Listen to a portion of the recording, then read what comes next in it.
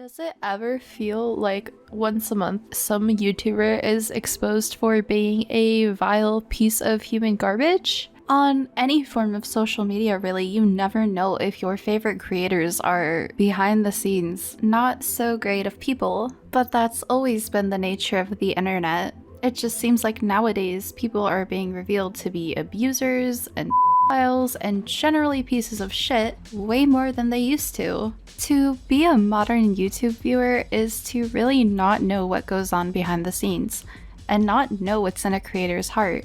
Creators have always put on a front. Some put on a persona, but some just have to keep up a bigger persona than others because of what lies underneath. Really, the only thing you can go off of is how someone presents themselves, how they use their words, and how they treat others.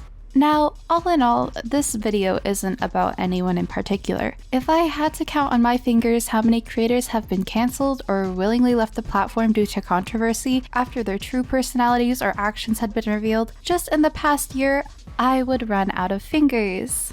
Also, admittedly, as much as I watch drama content, I don't really absorb it and retain that information in the long run. I also generally stay away from the more serious allegation videos about heavy subjects because it's disheartening and makes me feel kind of sick. But when looking into the sphere of general commentary videos lately, it's easy to find dozens of videos covering creators. It's a necessary subject that can spread awareness, but it's haunting that there's so much material about the seemingly endless revelations of creators who end up being files, abusers, harassers, etc.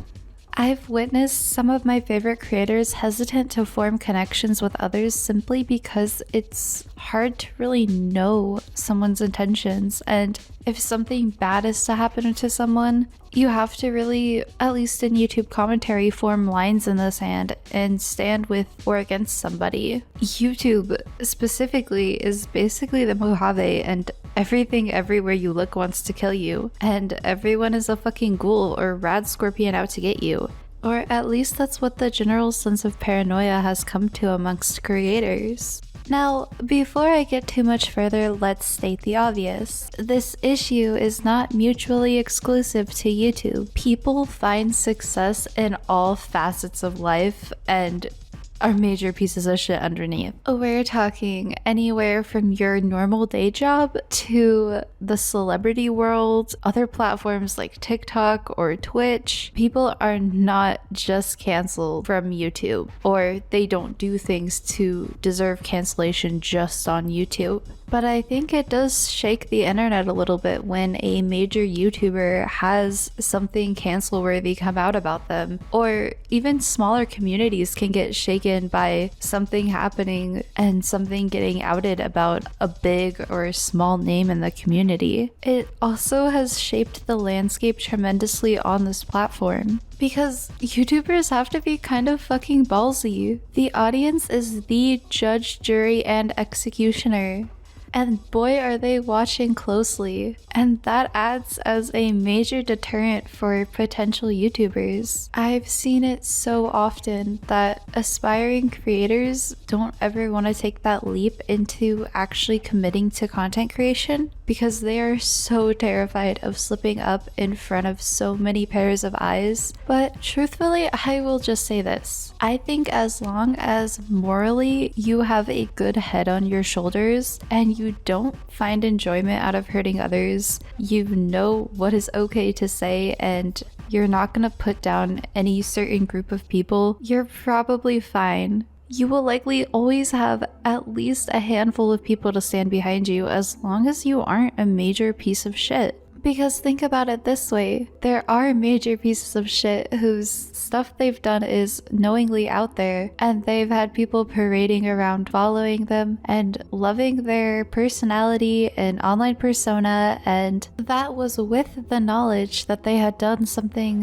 majorly messed up. But I guess it also depends on how you paint yourself. If you paint yourself as such a kind and happy and loving person, if you do something that deviates deviates even a little from that, I think it's more suspicious on behalf of the audience than if someone is already painting themselves to be kind of abrasive and maybe a harsher personality and they do something that crosses the line a little bit. So a big question that I had in making this video is, who strives to be a YouTuber? Are they people who crave power and crave attention and are more inclined to do things that are off the rails and can lead to their cancellation? It may not sound like the silliest question to you, but I questioned it myself and came to the realization that it was not the most grounded thought. Because people do immoral shit all day, every day. It's just people on YouTube that have so much to lose if certain things get out about them. And it's also because they're on that pedestal that it makes the gravity of what they do affect others to more of an extent because they have that platform. I guess my thought process was it could be a trait of attention-seeking behavior, because who the fuck doesn't want attention if they're a YouTuber? Anybody who really posts videos does want attention. This is a video sharing platform for thousands, potentially millions of eyes to see your videos, so of course the people who post here want attention. But attention seeking is not necessarily a bad thing. It's human nature and we need to acknowledge that. I guess there's not just the attention seeking behavior, but it's once you've obtained it, how do you keep it? What do you do to keep that power?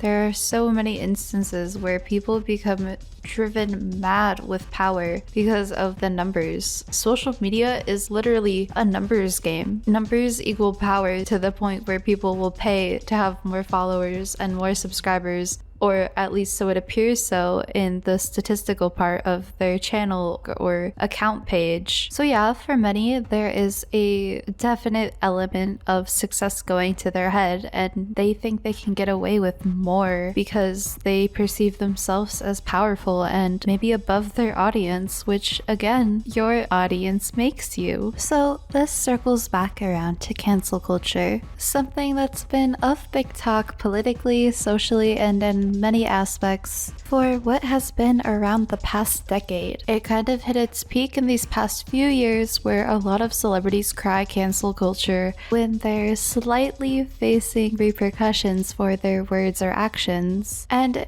cancel culture has proved to not be so permanent as people come back from it, whether it be months or years later. My personal opinion on cancel culture is that it can be used correctly to block out people that need to not have a platform, but it doesn't need to be used in every little instance where someone does something slightly wrong and can't just apologize for their actions and move on from it. And moreover, grow from it, because as humans, we aren't perfect, but as long as we can grow from mistakes that are made and genuinely want to grow from our faults, then that's what should be important, no? Cancel culture really hit its peak a few years ago and has kind of been on a downward trend where people kind of roll their eyes at the notion of it. But it is quite annoying that celebrities and content creators alike really villainize because it's a means to hold them accountable. But yes, having a hive mind come after you for doing something wrong, the littlest of slip-ups, it can be quite intimidating, and I get why a lot of people are just kind of sick of cancel culture at this point. But cancellation isn't anything new. May I remind you of 16th century France and the French Revolution, where citizens beheaded their rulers to show them who was really in charge. The people. In YouTube's case, it's a free platform where anybody from anywhere can get online and start pumping out content. As a viewer, you aren't a potential employer needing to background check every person that you watch. You're just here for entertainment, and that's 100% valid. What can't be done when people are revealed to be massive pieces of shit, abusers, or hateful, vile people is they need to not be put on a pedestal, and they need to have their ability to influence others revoked, which yes, can sometimes come in the form of the revered cancellation. As for why creators do horrible things that lead to cancellation, I don't know. I cannot imagine building a platform and career and an audience, a community, and throwing that away because you decided to act immorally. But some people don't think they'll ever see consequences for their actions, which is why there's kind of a sweet taste of justice, and people like to line up and watch and eat their fucking popcorn while it happens. But ultimately, though, that's all I really have to say on the matter for now. I intentionally kept this video pretty vague because, again, I didn't want to target too many specific creators.